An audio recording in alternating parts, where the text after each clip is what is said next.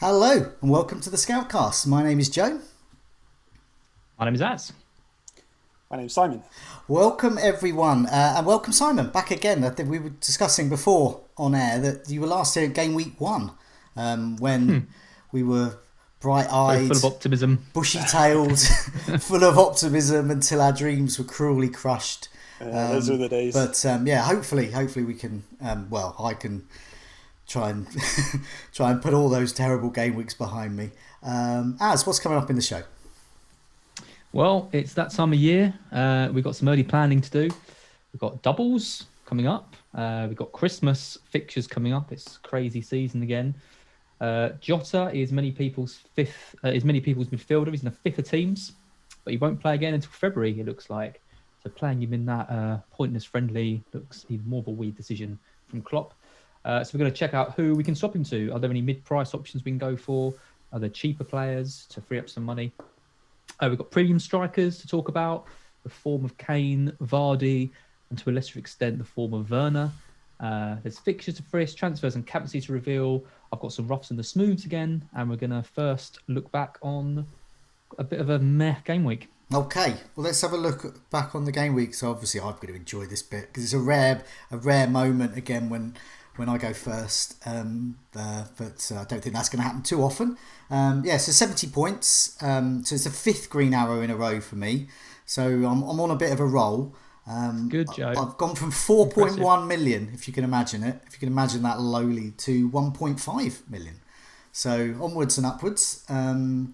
What I did a few weeks back, I went for port 4 premium slots. So I went for a premium striker and I wanted 3 expensive midfield slots, and so it's just turned out that strategy has been the one that's been quite successful now because these premiums just keep delivering.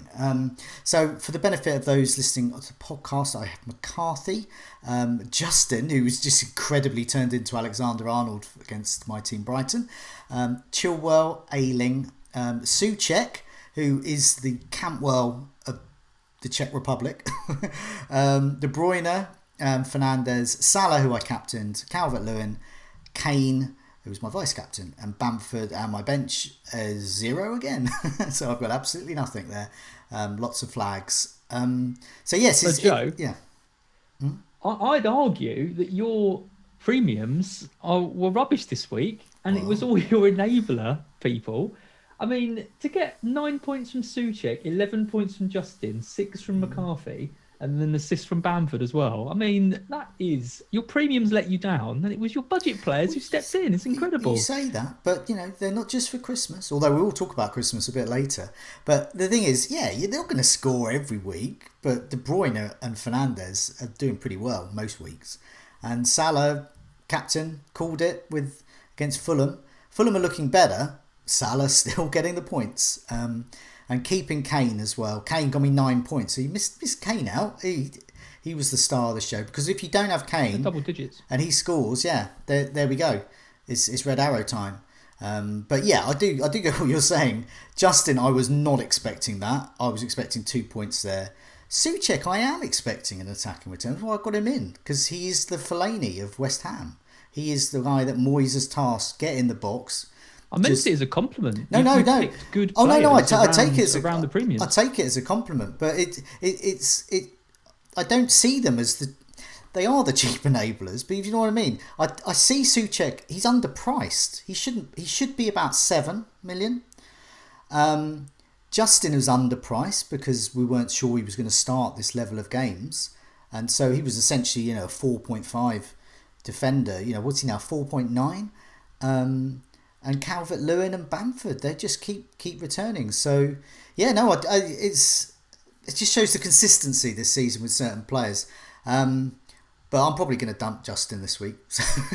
So that's the way I play.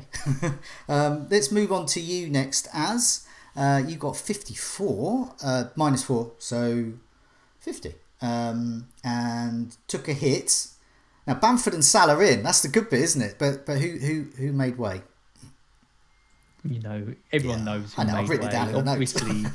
Obviously, Jamie Vardy made way, and I knew he'd score against Brighton because he always scores against Brighton. But I just didn't want to go into Fulham without Salah. So someone had to go, and the way my team was set up, it had to be him. So yeah, a bit disappointing. I mean, so the team is Martinez in goal, 11 points. Yeah. So that was nice.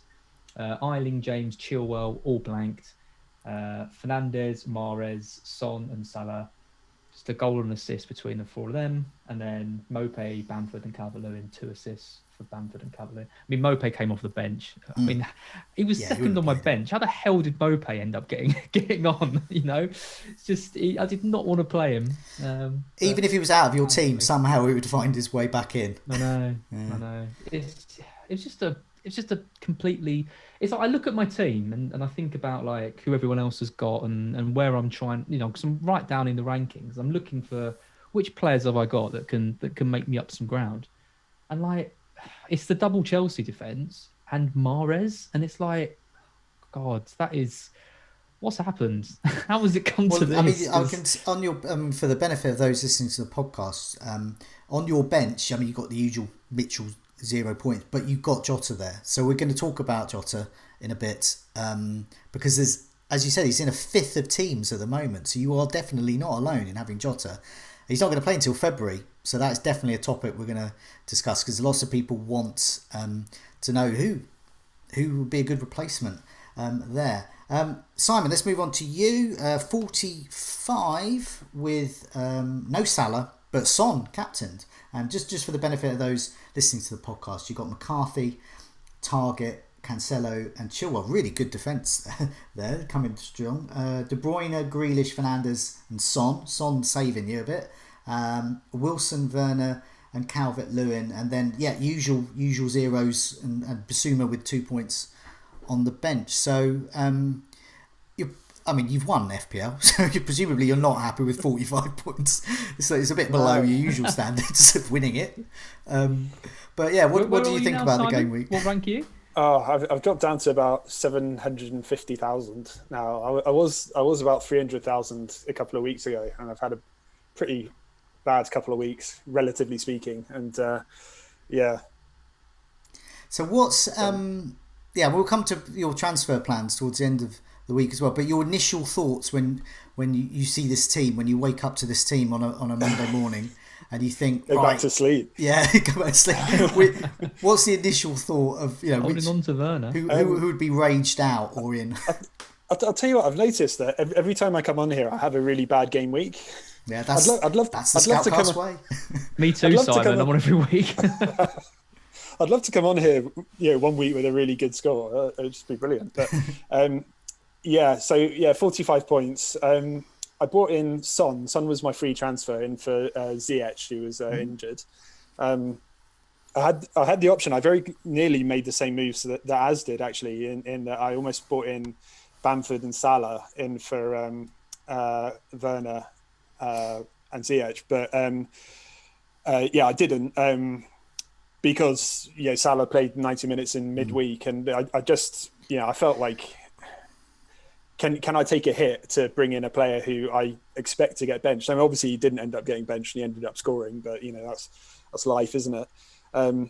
The defense kind of bailed me out a little bit. Defense did really well, 3 clean sheets out of 4, but just everything else was pretty much terrible. Just two assists from my attacking 7. Well, in the end, Salah got it was a surprise bonus, so it was only 9 points, and Son 5 points, so double that. I mean, you're not missing out. You didn't miss out too much with. It definitely could have been a lot worse. When after the Spurs match, and I was going into this Liverpool match with no Liverpool players at all. Yeah.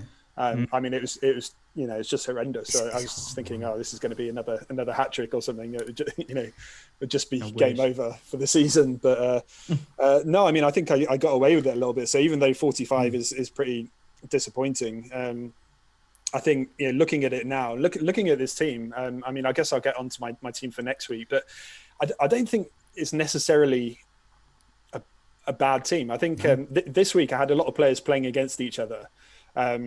And in tough fixtures, and then when I look at it next week, I think actually it doesn't look too bad. And then from game week 14, 15, it looks really, really good.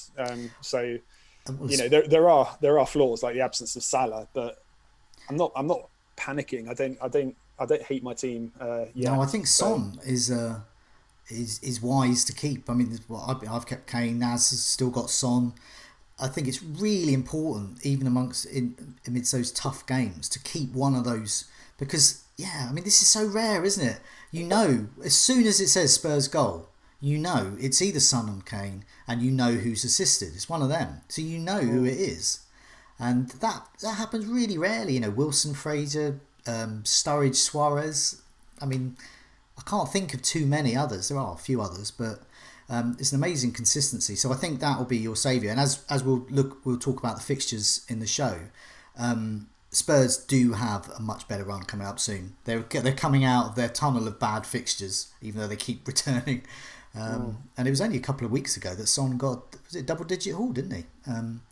So yeah, onwards. Have you got some rough with the smooths for us? I do indeed, and I was a little bit surprised because it was mostly roughs. Oh, I thought we'd see quite a few smooths, but I think it's interesting. I think because the Fantasy Scout template is quite strong. We kind of all rise or all fall together compared to everyone else. So in a week where not everyone had James Justin, I think quite a few people struggled. So here's a couple for you. So Sloopy, 43 points overall, so just a little bit less than Simon, but had Martinez on his bench, 11 points. And this was a theme that I saw quite a few times. Quite a few people either took out or swapped their sub-keeper last week for Johnston, the West Brom goalkeeper. Yeah. And because Newcastle had all that COVID stuff going on, a lot of people played Johnston this week over Martinez or had him in, thinking, oh, well, Newcastle aren't even going to be able to get a team out. And they actually ended up putting out a pretty strong team and scoring within the first 20 seconds of the match. So it was one of those ones where it's such a logical move on paper to have got Johnston in, because he had a good game or two good games, and Martinez didn't have one. But if you kept Martinez, you were rewarded. So yeah, that's a bit of a nasty one. Saido, 28 points overall, the lowest that I could find. He also benched Martinez for Johnston, which is that Saido who's was in the Hall of Fame for ages and is like a really amazing manager? Could well be. Yeah. Okay. He's not doing this too well this season. He's gone from 550k to 1.2 million this week. He also sold Vardy as part of a minus 12. So just loads of... Sorry? Yeah. Right. It's one of those things where I've just double take then. He sold Vardy for minus 12. Yep. That's the headline. I assume to get Salah. Wow. Okay. Yeah. Calvert-Lewin also left as well. You'll like that one too. So yeah, pretty rough. CY Axe, bench Martinez for Johnston. See, there's a theme here. He got one goal from his entire team, which was Salah with that penalty. He, like me, took Vardy out for a hit, so captain Salah. He got 43 minus 4. His Gameweek rank was 5.6 million, and he's doubled his rank. Ouch. Anyway, yeah. So the smooths were a lot less, forthcoming. So I've just picked two out. Nice simple one for you, Joe. I know you like these ones. Yeah. Alex MJ, Jota Souček. Brilliant. Simple. Pure and simple points. Saw there was a doubt, did the move, rewarded straight away. And there's a guy on Twitter, FPL Nutmeg. I suggest you'll follow him, because every week he posts. We mentioned him last week. We've established he isn't a nutmeg. He is a he. Yeah. He posts something very, very nice on the top 10k every week. And this week he posted someone. He's got, or she's got, or they've got, or whatever, 404 points in the last 5 game weeks. They've gone from 886k to 7,000. Wow. And the only chip they've played is the wild card. Wow. Okay. He keeps unearthing these amazing managers, doesn't he? I know. Amazing, right? Hey, I've got one to mention as well, just before we move on. Marif Hussein is top for the third week game week in a row of both our Open to All Fantasy Football Scout Mini League and our Fantasy Football Scout Community Members Mini League, and is now, drumroll, up to number 3 in the world. So each week we've been charting Marif going from, say, 22 to 14 to 3. So this is serious stuff now, Marif. Simon's like, it's not number 1 though, is it? Not number 1. I mean, yeah, just 3. So yeah, hard luck, Marif. Yeah, come back when you're number 1. Yeah. Let's move on to some topics. Obviously, these are all generated by the community. We put a big shout out for questions, and these are the sort of things the issues that have arisen. So with this one here, so I've got a picture of some West Ham lads, and the reason they're there is because they're cheap. They're cheap and they're performing. But also they could be coming really handy. We know that West Ham have a double game week. Their fixtures are good, they're cheap, and they could be good over Christmas as well. So it's just an indicator, really. So, and I think also with 3 league games in a week, rotation looks likely in game week 13. So we're going to need our benches. So some of these guys might be on benches. Souček might be in a lot of people's teams. He might be the first sub as well. Very good first sub. But then the likes of Balbuena, Ogbonna, all of these sort of West Ham, Kufau, these West Ham defenders offering great value, and we might need them in game week 13. Hopefully they get to play. So yeah, we're looking at a lot of questions about, who are the best buys, best budget picks to balance our squads.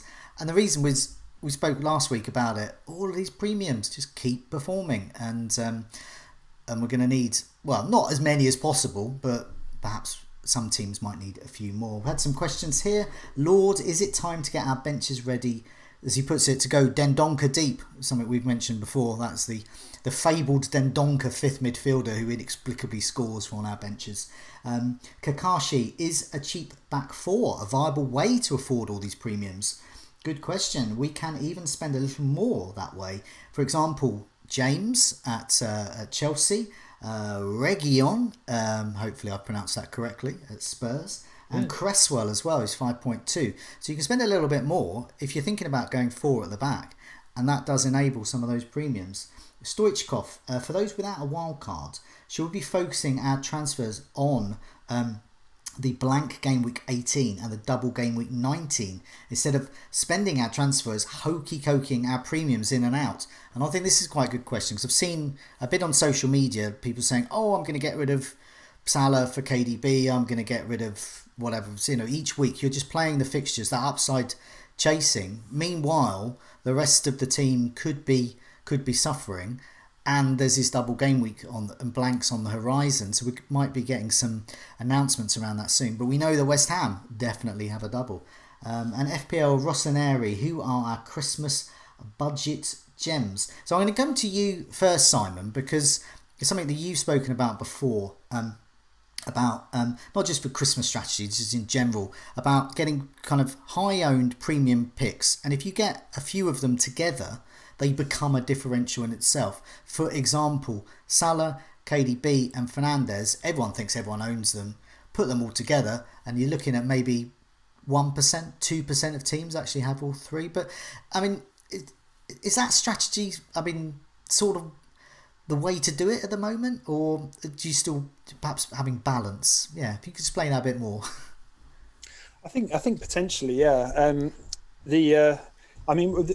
What I noticed last season for one of the articles that I wrote on the site was I was looking at my team thinking that it was very template, and had a look to see how many other people had the same team as I did, and it was really small. It was something like 2 or 3%, and even when I took out the most owned players, it was still really, really low, and the least owned players took those out as well. And I mean, I think that we probably think a lot.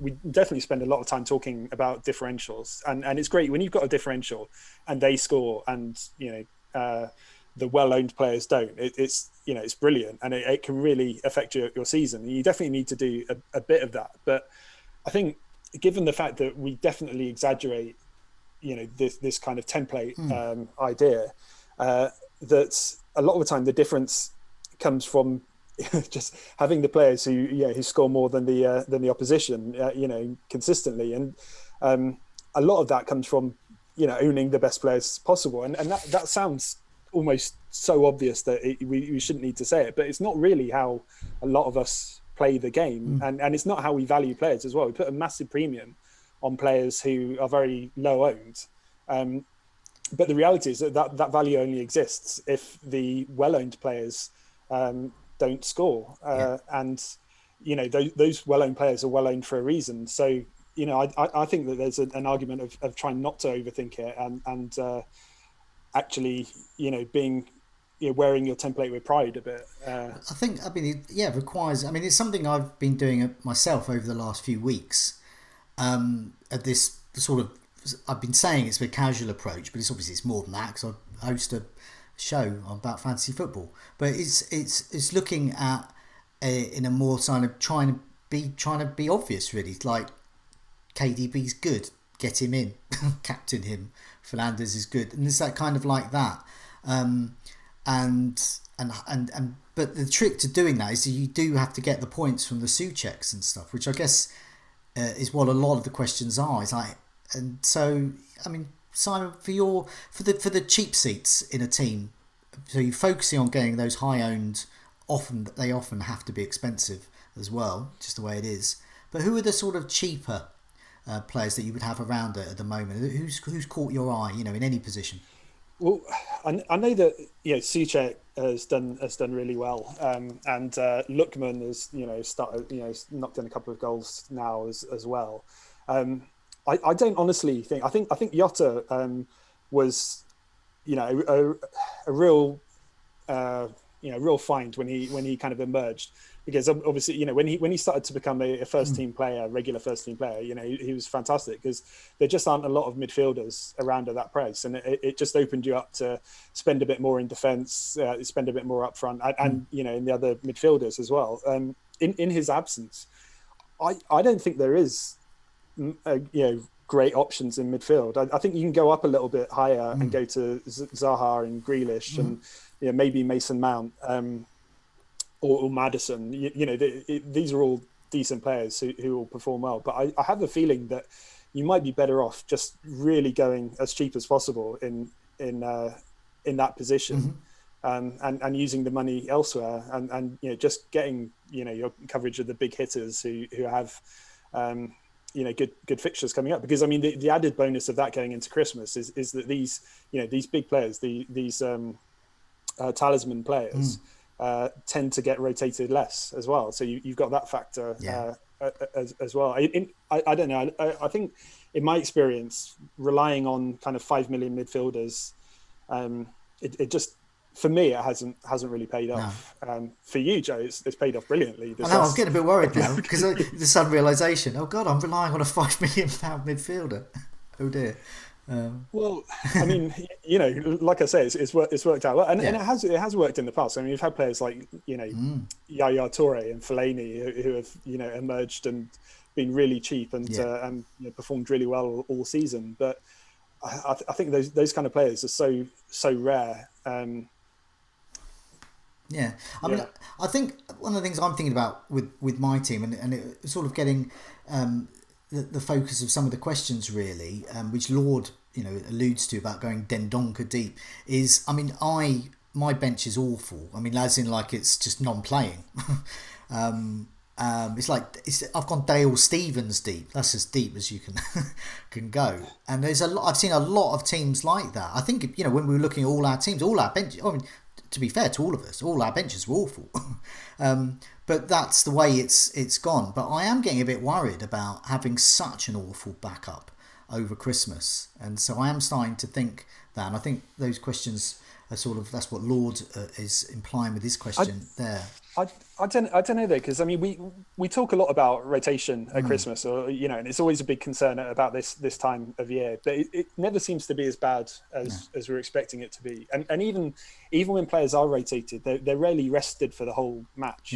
They usually come on. So I think having a lot of money on your bench maybe isn't a good economy. But I think I'll come to it in a second, because I've got some players in mind who are like not expensive, but I think I prefer to the likes of Mitchell and Dale Stevens and etc. But as turning to you with your team, your setup at the moment. So some people like me have gone for lots of heavy hitters. You've gone for more of a balanced approach. But are you thinking now of trying to get that sort of a bit more of a lopsided team, get some more heavy hitters in? And if so, who are the cheap players that will enable that? Yeah, I think there's kind of there's two scales of thought at the moment. I don't ever remember a season where the kind of lopsided approach has ever been viable before. And I think it's the likes of Souček or even Ivan Cavallero and Lookman and these kind of 5 million midfielders who can potentially have done enough to maybe be considered as fourth midfielders that kind of unlocks the whole thing. Or someone like Reece James at 5.2 who can come in as a fourth midfielder. And I mean, he's so attacking. I mean, a hall's coming for him soon, surely. He hit the post twice, didn't he, against Everton? Yeah. So, as long as you've got those players that are cheap and performing, then I think it's viable. I think what's interesting is if and when those players maybe go off the boil a bit. And that's when, because the trouble with having 4 premiums, and I don't want to knock your lineup, Joe, because you're absolutely flying. But the issue for me is those 4, the premiums are so good because they give you the best captaincy picks. They've got insurances, as Luke says to me regularly. They've got the penalties. They've often got free kicks. They don't get rotated. They've got all these things. They can have a bad game like Salah had and still end up with 7 or 8 points. So that makes them such good captaincy picks. But you can't captain all of them every week. So this week, I think people who have got De Bruyne and Fernandes have got a really big decision to make because they're both fantastic options. You then add in Kane into that, and you add in Salah. Both, okay, they're playing each other, but they're any given week they're both captaincy options in their own right. And you think, actually, could I use that money to maybe strengthen and have someone like Zaha out of position, or move someone up to Grealish, or look at Danny Ings now at 8.3 rather than having like Brewster in your team? And it does restrict you quite a lot having those 4 for that kind of flexibility. Oh, it does. If they're all performing and scoring every week, it's perfect. Well, Souček is I mean, I've referred to him as the key that unlocks it all, as Fraser was being to me in the past. When you get a high-scoring, cheap midfielder, it suddenly unlocks possibilities. But once Souček is out of the picture, if he ever goes out of the picture, if he gets injured or suspended for a long time, then it's difficult to know who to replace him with. But that is something we will come to shortly. But I mean, Souček isn't Grealish or Zaha. Like, I still fancy Grealish and Zaha to comfortably outscore Souček. Yeah, so it's does Ings and Grealish outscore Kane and Souček? Well, the thing is, if you're not captaining Kane, that's my only thought. The thing is, I always think with the template and the strategies, they move. What the strategy I've got at the moment has been really good for 5 weeks. It's been absolutely pants for 7 weeks before it, and it could well be pants for the remaining of the season. So I've got to move around with that. And it works well at the moment because all those premiums are performing, and Souček is performing, Bamford is performing, Calvert-Lewin is performing. When those cheap ones aren't performing, suddenly it becomes unstuck for me, and I'm going to have either average or bad game week. So I've got to move. So hopefully for the listeners and the viewers, just focusing on their minds in terms of what we're always trying to do, trying to get the next strategy, the next template. And just keeping in mind that what's going on at the moment may not apply for another month or two. I'm often known as a dullard manager, and I'm really dullard here with my the things I'm thinking about. So what I'm going to put up here is a picture of the season ticker right up until game week 19. And so what I like to do is plan ahead, and sometimes to my detriment too early. And if you look at that over the next 7 game weeks, Leeds are top, West Ham are top, Arsenal have good fixtures. You've got to factor in form as well, and then you've got Man City, they continue, and then Liverpool and Burnley. Burnley only really have one bad fixture. They've got Liverpool. Brighton are still there, and there's still possible value there. Sheffield United, but they've gone off a cliff. They're basically in League One, but somehow still limping through the rest of this top flight season. They have no right to be in, and I mean that with the greatest respect to them. Manchester United and Tottenham, fairly, they've got some good fixtures, some bad ones there. But the point of looking at that is I'm looking at possible doubles. 18 and 19, game week 18 could be a blank game week for many teams. We don't know which ones yet. Chances are they might be moved into game week 19. We're going to get an announcement for that. We already know that has happened to West Ham and West Brom game. That has moved to Game Week 19. So West Ham have Burnley and West Brom. So we know that West Ham are a really good side to invest in at the moment, which makes Souček, for those that don't have him, actually a very good player to get in anyway. Even if you just want to park him on your bench, he looks like a good asset to have for the long term. And then Cresswell, if you can afford him in defence. And a player I'm looking at, Kufau, who is he's still in your team as Kufau? I never had him. You never had him. You thought about never him. Actually went for him. Did someone? Yeah, you mentioned you were going to. Yeah, well, I will keep the Kufau dream alive on the Scoutcast and consider getting him. And what I looked at, so I'm looking at these fixtures here. Leeds, I still think, are offering great value. West Ham are offering great value, and Burnley as well. So I'm looking at Kufau. I'm looking at Charlie Taylor. I still, even though Villa's fixtures around that 18-19 mark are not great, they have 3 really great fixtures coming up: Burnley, West Brom and Crystal Palace, which makes me think that Matt Targett, who I have spoken about a couple of times in the last week or two, he could be in as well. I looked at top chance creating defenders last 4 game weeks under 5 million.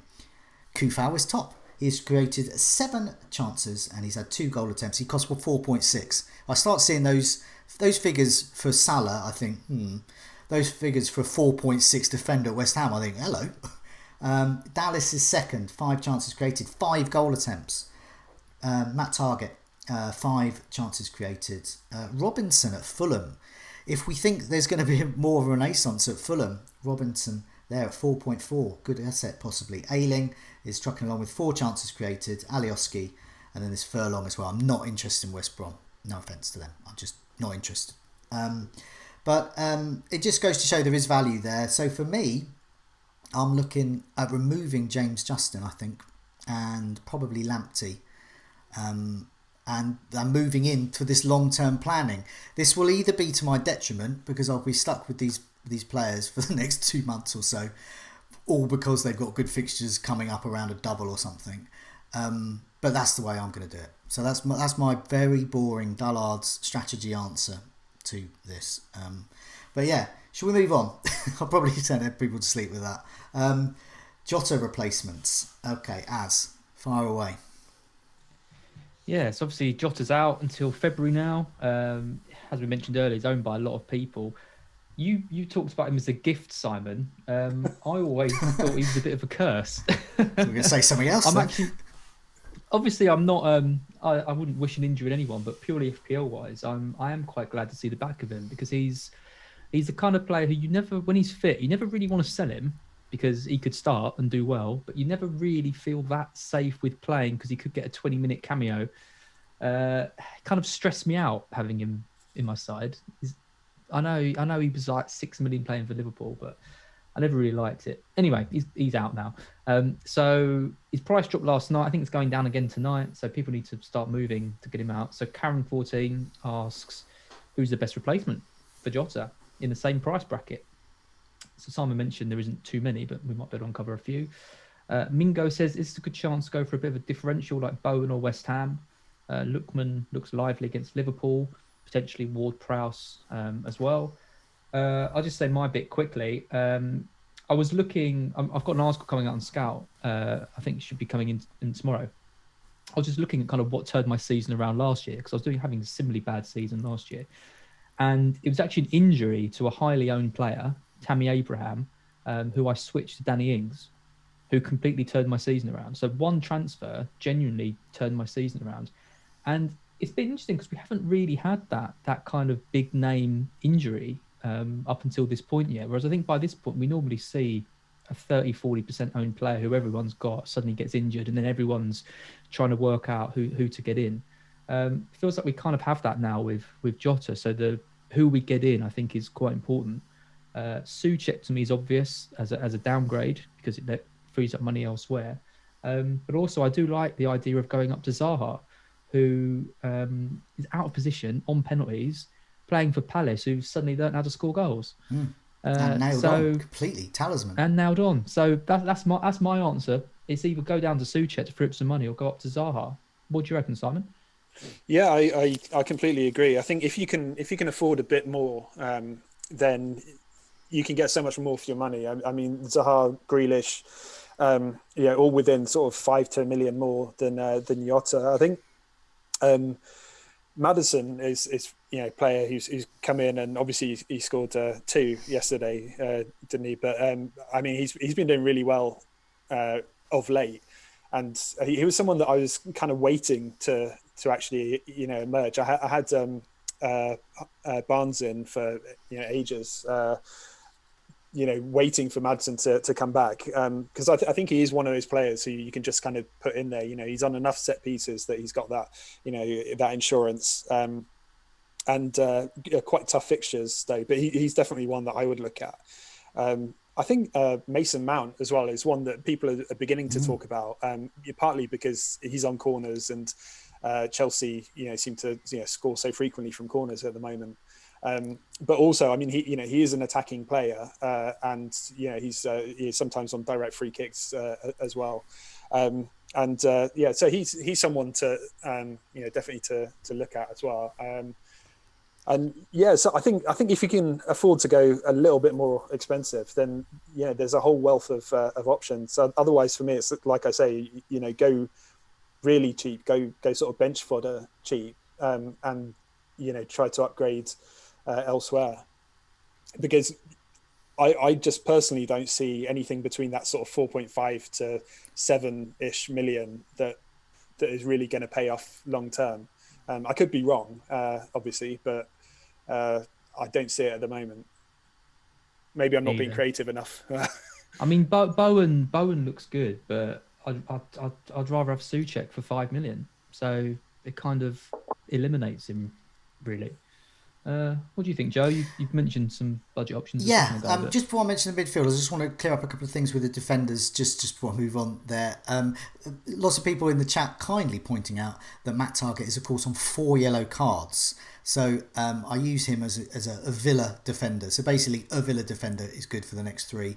Possibly not Matt Targett if he picks up another yellow there. But if he escapes that yellow, he looks like a good option there. Also, a lot of people quizzically saying, why am I considering moving Justin out? Have a look at the fixtures. We put the fixtures up just then.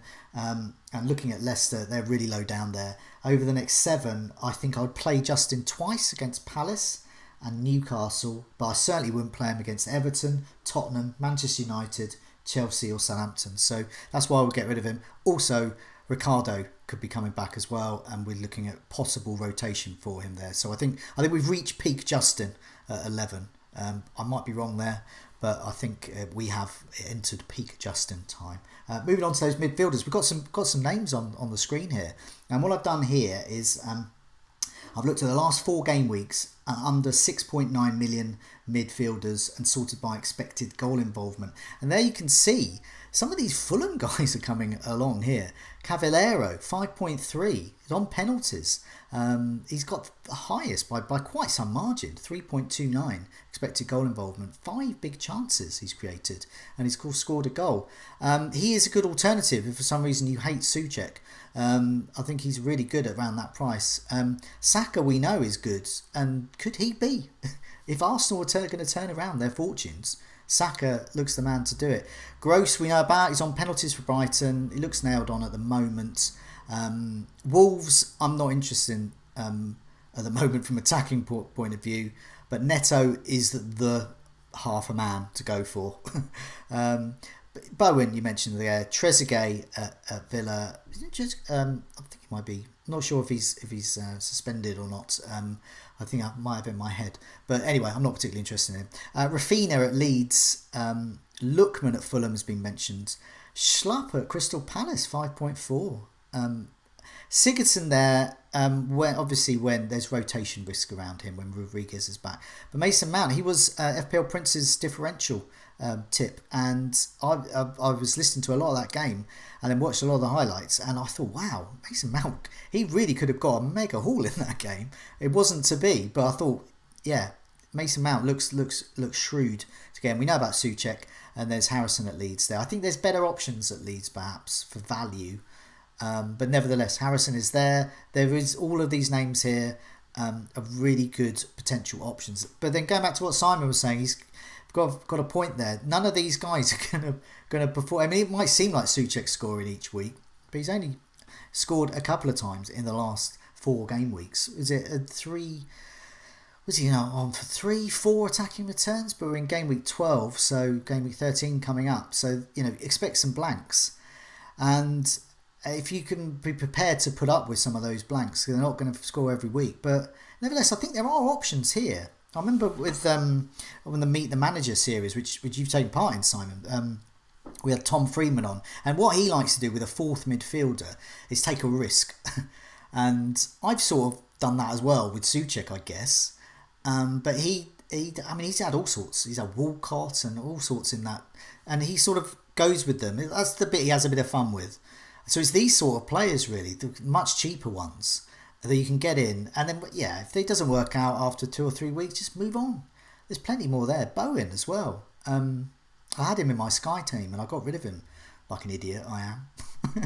And now he's just been scoring loads. But yeah, if I saw a team with Bowen in, I would say, well done.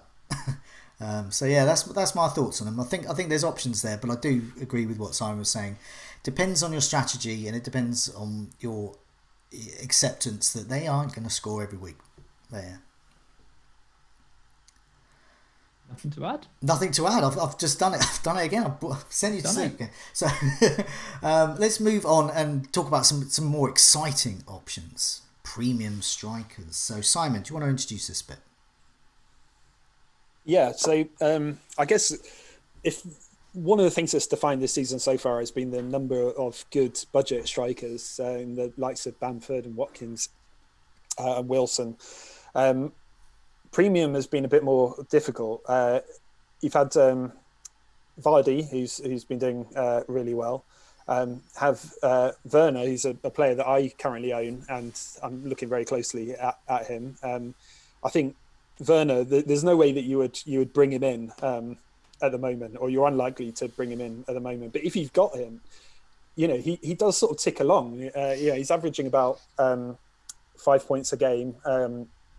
He's got as many goals as assists. He's got 4 of each. And I mean, when you look at his stats, he's getting loads of chances, lots of shots on target, being a bit unfortunate with some saves and things. And so if you think, he's doing this at the moment at a point where he's under delivering against his stats, then you have to sort of think, well, maybe he can,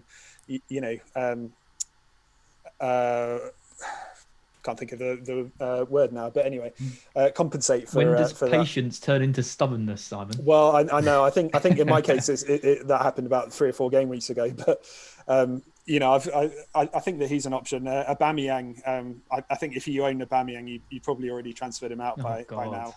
So he's not a strike. He's not a premium striker. Oh, you're right. You're right. No. Yeah.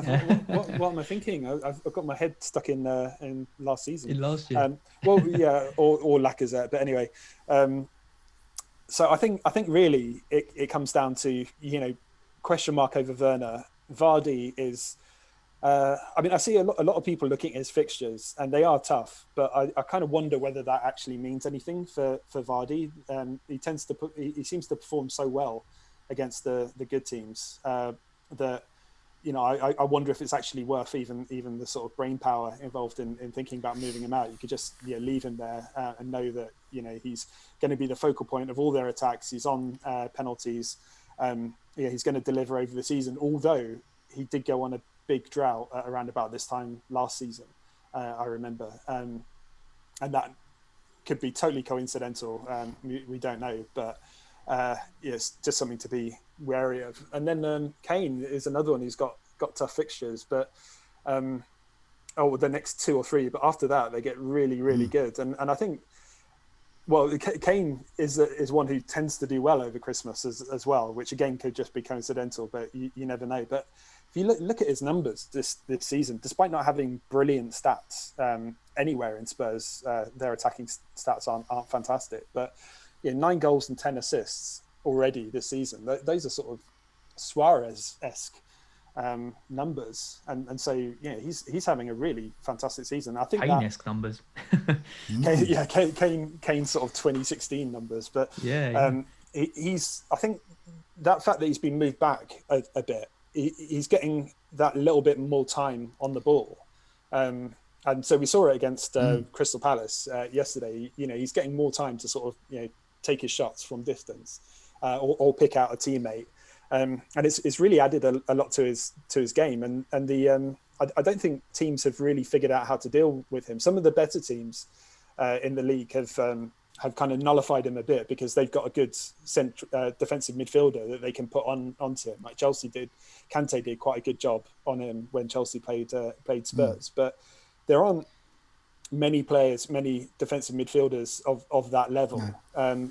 A lot of the other teams are kind of pushing, their defenders out to deal with him, and that's leaving space for Son, which is part of the reason Son's getting so many goals. But even those defensive midfielders, they're not used to dealing with players that are like Kane, that are physically like Kane. And he has that ability as well to also, when he is in the box, to take his chances there clinically or be a threat at set pieces.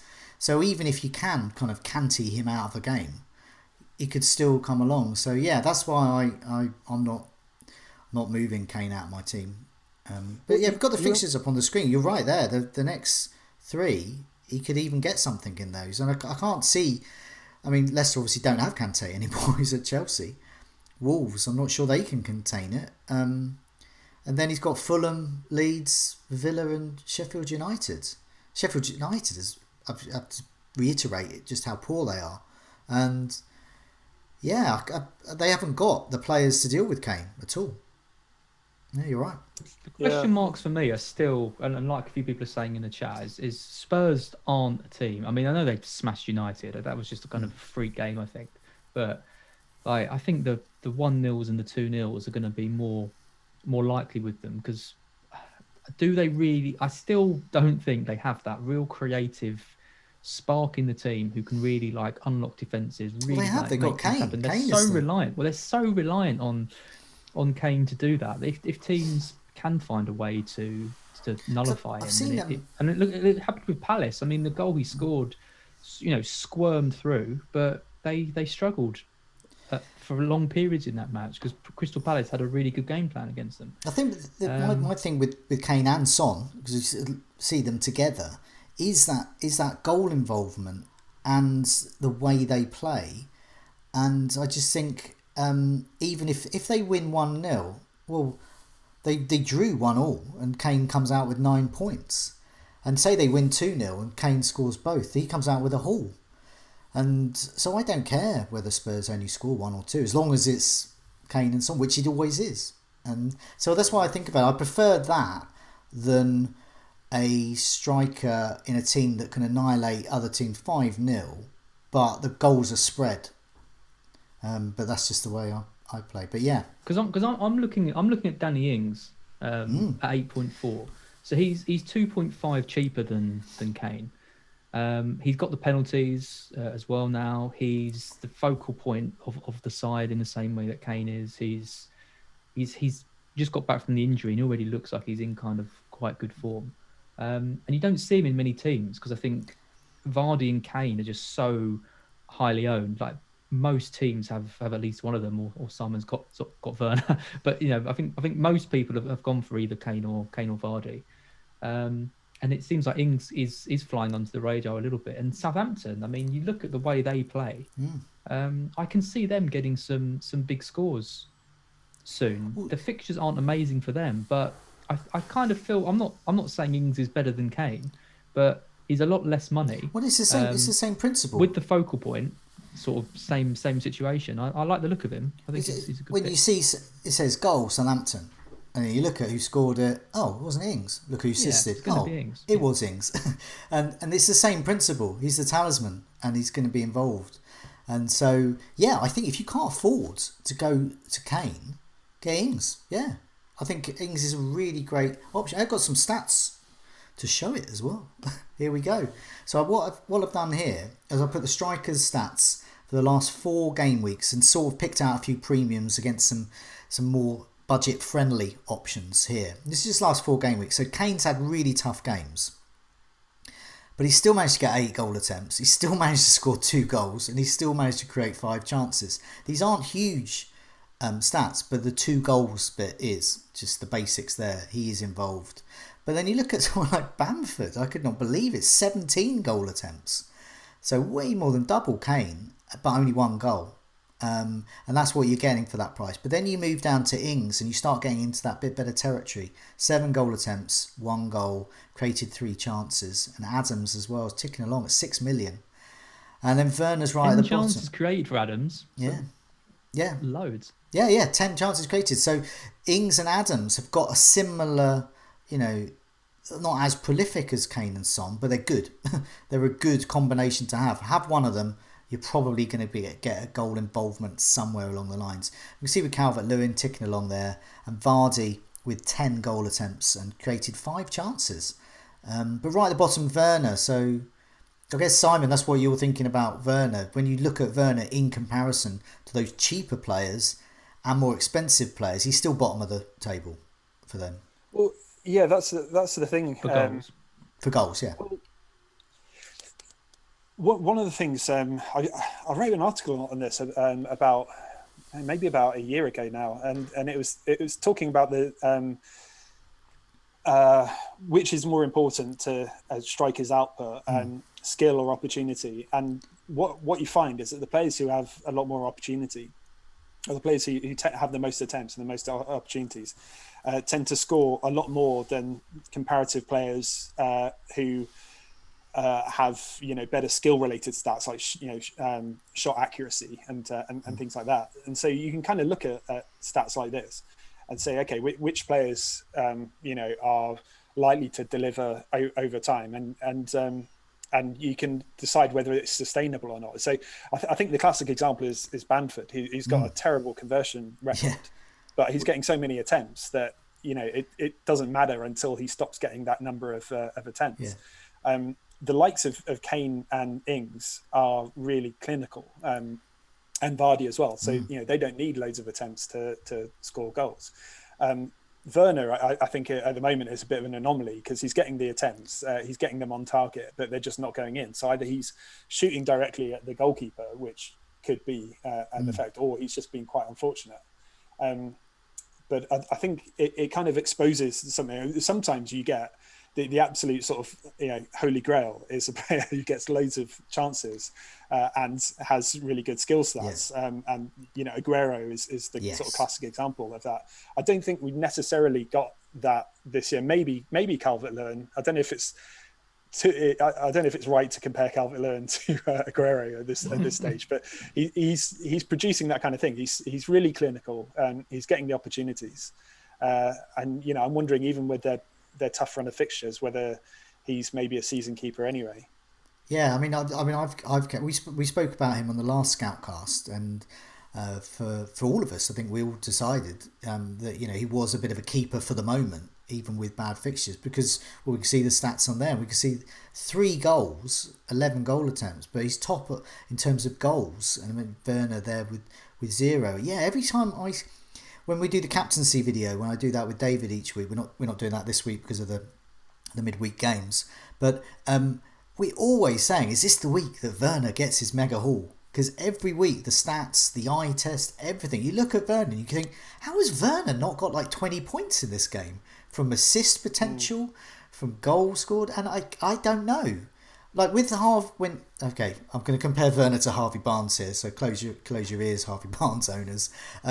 Harvey Barnes shoots directly at the goalkeeper a lot. Sometimes those goals will go in. Mostly they just get caught. But that's just the way he does. But Werner's not doing that. Werner's more than that, but they're still not going in. Answers on a postcard. Anyone who wants to just write in and email us or tweet us. Why is Werner not as good as he blooming well should be? But those goal tallies don't lie. And I think if I had Werner, I would be looking to move him to Ings, or if I had spare money, up to Kane or Vardy. But yeah, if it's Werner v Ings wins for me at the moment, I think. But hopefully those stats will help people, and hopefully we're giving people some thought here. We mentioned the fixtures. We looked at the sort of fixtures coming up over Christmas and double game weeks in mind. But we always have a look at the next 4 game weeks, the immediate game weeks at hand here. So, with this section here, we're partnered with Football Index, so there may also be players to look at buying through that. That's where you can buy and sell shares, players, and using fancy football knowledge with the aim to make a profit.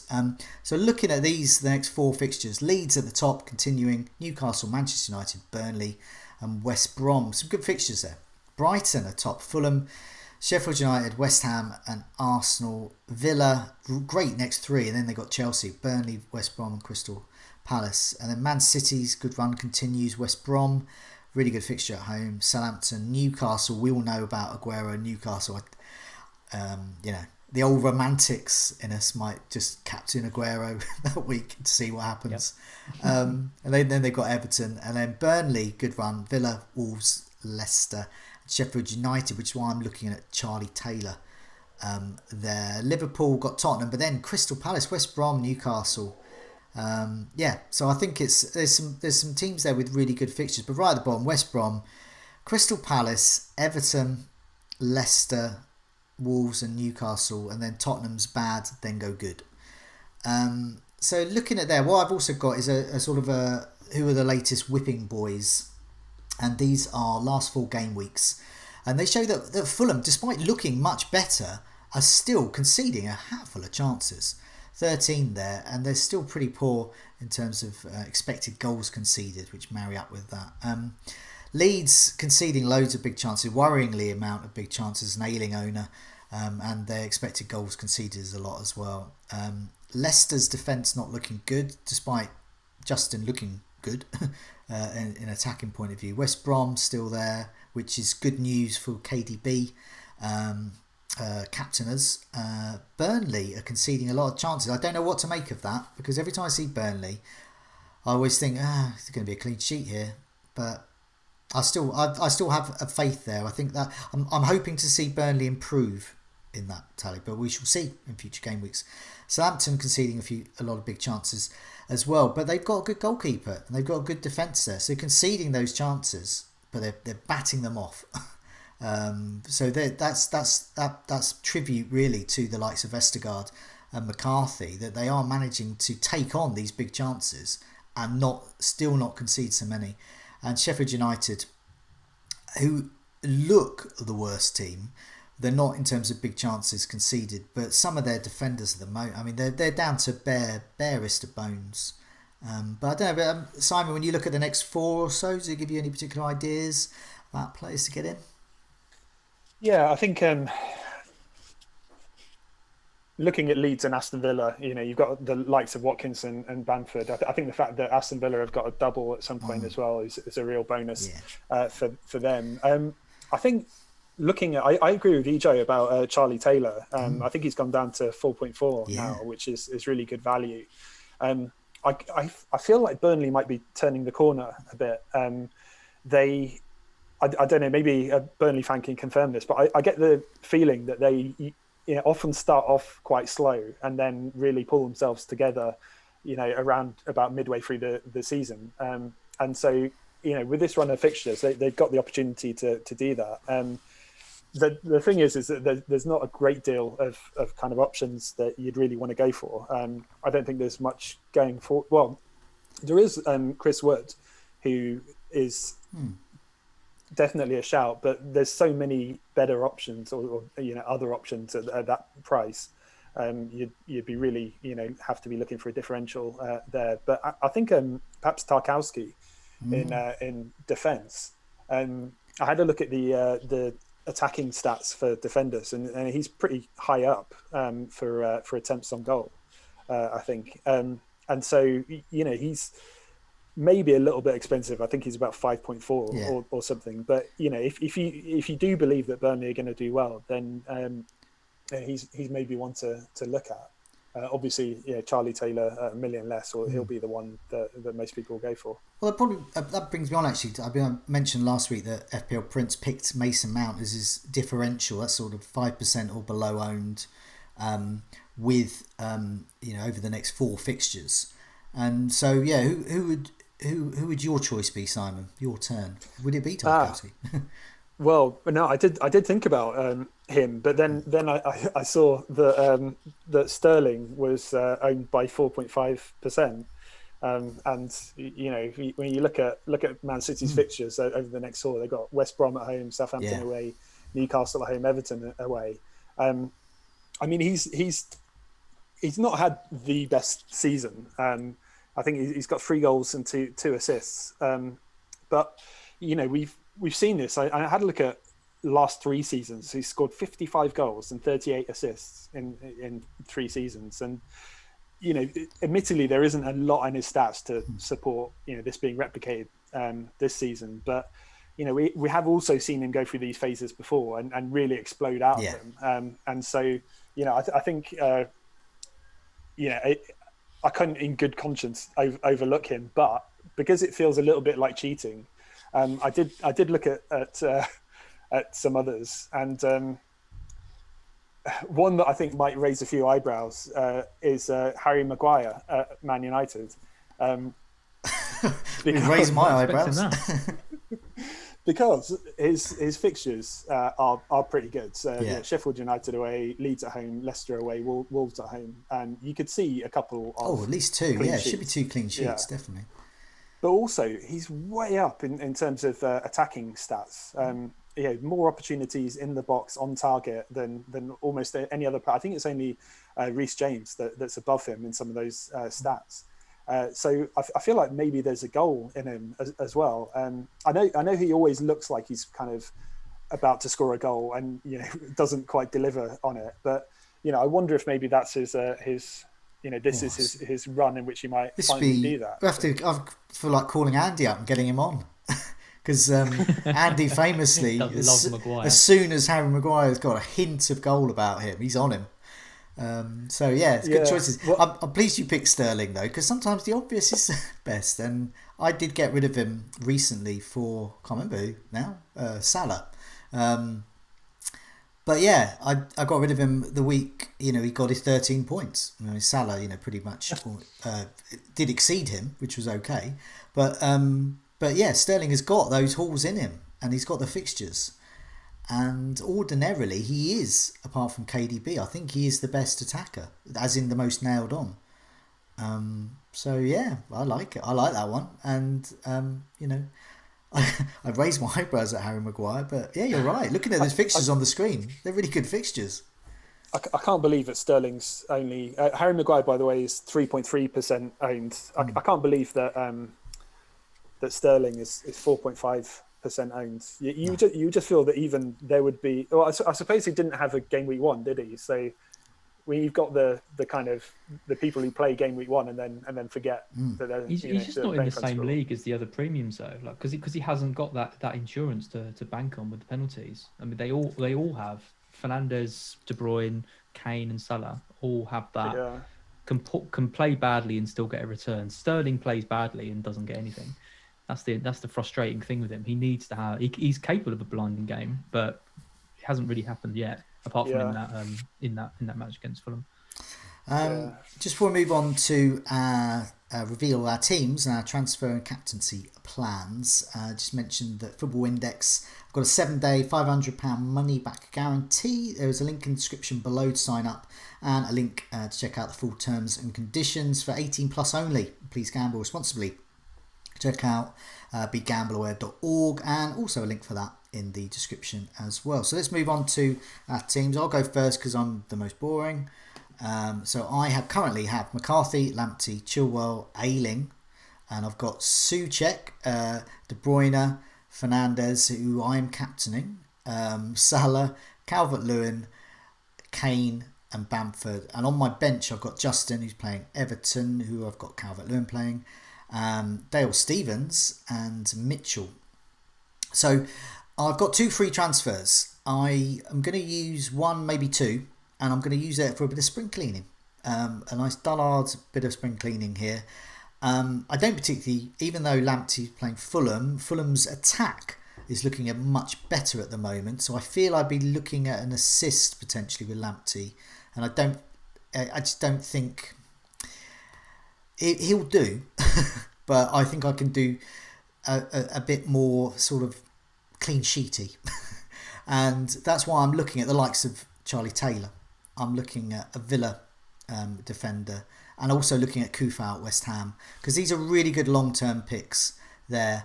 And I'm looking at removing Justin for one of those. I've explained that I just think the fixtures are poor. I'm not going to play him that often, maybe twice the next 7. Lamptey as first sub, and hope for the best. If I need him, he'll come on maybe. But I will possibly use 2 free transfers to move Lamptey to Kufau and Justin to Charlie Taylor, something like that. Depends whether I want 2 free transfers going into the following game week there. But I don't feel I need to do any other moves really. It's just apart from tidy up my bench a bit, because it's too flaggy at the moment. It's all orangey and yellowy and Mitchell-y, Dale Stevensy. So yeah, that's my rather dullard moves. Simon, let's move on to your team. So you got McCarthy, Target, Cancelo, Chilwell, De Bruyne, who you're captaining, Grealish, Fernandes is your vice. De Bruyne was my vice, by the way, captain. Son, and then Wilson, Werner, and Calvert-Lewin. And then on your bench you got Lamptey, and Basuma, Kilman, and Forster as well. Immediate, any particular plans with transfers, but also why De Bruyne captain over Fernandes? It is a pretty close thing. I think I always subscribe to the idea that, if in doubt, go with the home player. And maybe that means less this season than it normally does. But that's what's kind of dictating it at the moment. You're right in the sense that I think Fernandes is a great shout, and Sheffield United do not look good defensively at the moment at all. Fernandes' involvement is so strong. So that is something that I might give some thought to. But at the moment, potentially switching the captaincy. But at the moment, I'm probably looking at holding the transfer. There are players that I've got an eye. Obviously, Salah is one of them. Maybe this week, I'm looking more at kind of to bring Salah in. I would like Reece James. I feel like if I had 2 Chelsea fullbacks, then I would feel more comfortable finally getting rid of Werner, because Chelsea is such a good attacking team that you feel like you have to have some attacking coverage, and maybe the fullbacks are the way to do that at the moment, because they're getting clean sheets, they're really getting assists. The numbers for James are just extraordinary. It's fun watching James. And owning him, it just makes for a nice watch. Yeah, I have Chilwell on my side, and if I need that extra money, it's nice to know that moving Chilwell to Reece James probably won't cost you any points. In fact, it could even get you points. And obviously, you've got that money to use elsewhere, which comes in handy. Yeah, so that might be something that I look at. I'm not sure if it's necessarily worth doing against Wolves. I mean, obviously without Jimenez, they don't seem to be quite as strong an attacking team. So maybe there's a chance of a clean sheet. But actually, I've got this. I haven't got a lot to go on for this, but I have a feeling that Chelsea might even play a back 3 against Wolves tomorrow if Pulisic isn't fit to start, because they had so little creatively against Everton the other day. And I don't know if Silva is necessarily going to play, or whether they might sort of take some of the pressure off him by going to back 3. But if they do, obviously Chilwell and James, if they play, will be wing backs, which could improve them even more. And so that's something that is playing on my mind. But it really is just a theory at the moment. I haven't got any insider team news, unfortunately. Before we move on to Az's team, I just want to bring up someone in the live chat. I've just noticed Oscar Venedi has got to hand in 30% of his drama GCSE tomorrow, and he questions why he's here. Well, and why he's listening to us talk about fantasy football. Well, thank you so much for being here, and afterwards go and finish the rest of that and hand it in, and I'm sure you'll do excellently. So good luck with that, Oscar. Az, let's move on to your team. Good name for someone who's interacting. He is, yeah. Absolutely. Yeah, we see him in the films. Fancy Football, the movie. His real name's like Trevor or something. As your team, so Martinez, you got a 3-5-2. Chilwell, James, Lamptey. You've got Salah, Fernandes as captain, Son, Mahrez, Soucek? No. Have I read that right? Yeah, that's right. Calvert-Lewin and Bamford. You got Soucek in. And got Soucek in. So you've made moves. Yeah, kept that quiet. Yeah. During the 20-odd minutes we've spent talking about... And I'm going to sound like Jay Egerstorff here. Mystique. And I'm going to sound like Jay Egerstorff here. And how have you got Mbappé on the bench still? Why have you still got Mbappé in your team? Okay, so yeah, Mbappé survives another week. Before I talk about your captaincy, what moves have you made then? I mean, I've done Jota to Soucek. It's always a case of prioritise the most pressing transfer, and Jota's out for months, so he needed to leave. I mean, I don't have De Bruyne, you might notice, which is literally giving me sleepless nights going into this West Brom at home match. I mean, there's kind of rumours that, not rumours, but there's, a few people think he might be at rest of not starting. I think he's almost certainly going to start. He's had the rest in the Champions League. They're not exactly scoring loads of goals with him in the team, let alone take him out of the team. If they're a 3-0 or 4-0 up, he'll probably come off about 60, 70 minutes. But I think he's pretty certain to start. I mean, I could take a -8 and get him in. It would involve dropping Mopé and Mahrez and get KDB in. But I think, like you said, Joe, I mean, the kind of the thing is, if the problem I had when KDB had Fulham and I didn't have him was that I didn't really have a very good captain to go for, which is why I ended up going for Mahrez, and which was why it was such a disaster. With Fernandes there, it feels like I've got someone who could do as well as De Bruyne does in that match. So I don't think I'm going to take the -8. It means Mopé's going to survive. He's definitely going next week. Or at least move him to third sub or something. Put Ayling up there. Fulham, Put Mitchell above him. You never know. He's definitely going at some point. I think I'm going to move Frings.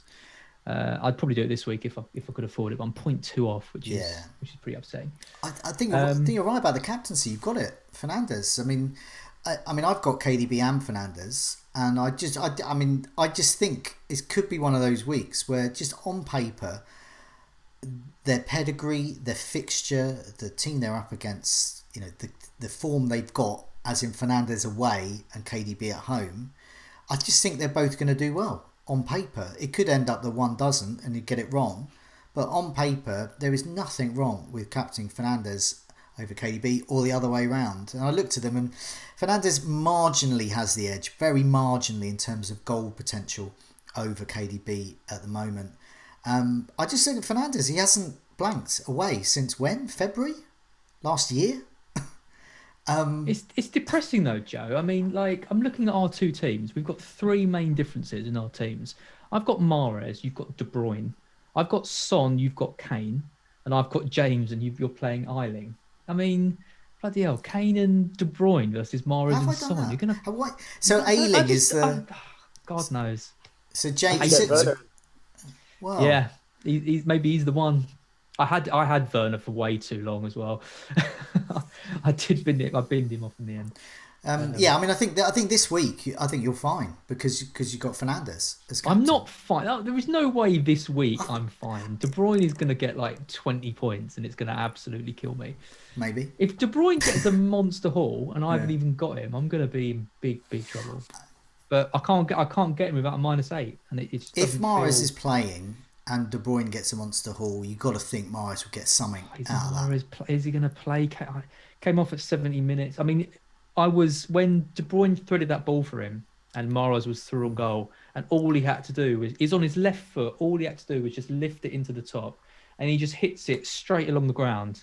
I was just like, that sums Mahrez, and then he gets subbed 5 minutes later, and I was like, yeah, that's only Mahrez. I don't know why I did this to myself.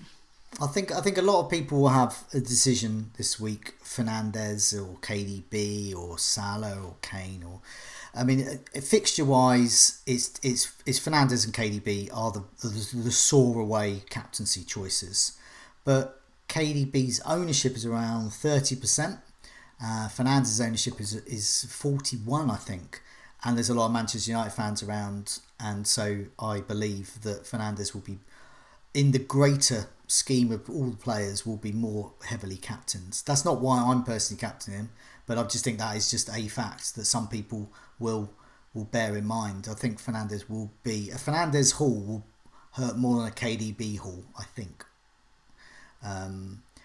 But yeah, I just got it in for Sheffield United. I do this with some teams, like I had with Middlesbrough in the past, where you see a team where they're not up to it. So, you watch a team like Fulham and you think, yeah, okay, you're up for it.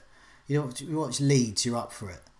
And then you watch Sheffield United. About my FPL team, yeah, you watch Sheffield United and you think you bought Brewster and you didn't, and then you just bench him. And what are you doing? And you've got some League One defender, and I just look at that and I just go, I want to captain players playing against this lot. But having said that, I think West Brom, they're for the taking. The other thing I quite like about both of those, Man City and Manchester United played each other. They got 0-0. They both need the points. They both need the points. They both need not just the pride of scoring lots. They just need to shoot up the table. They need to overtake other teams. So I like both of them. So yeah. Don't do a -8. I'm not keen. It's not going to happen. Yes. Before we go, I just want to mention the members area. That's where we got all our stats from today. Hopefully they've been of use for was expected goal involvement. There's also other things on there as well, which I looked at, the comparison tool as well, which is quite handy if you just want to compare the teams that your captaincy choices are facing, or indeed your captains themselves. Very handy. But thanks everyone. If you have liked it, I'm not going to say smash that like button. Just press like. Just press. Do like. it. Don't smash it. Just press it gently. And obviously subscribe to us, but do it gently as well. No smashing. But in the meantime, it's goodbye from me. Good night, everyone. Bye. Good night all.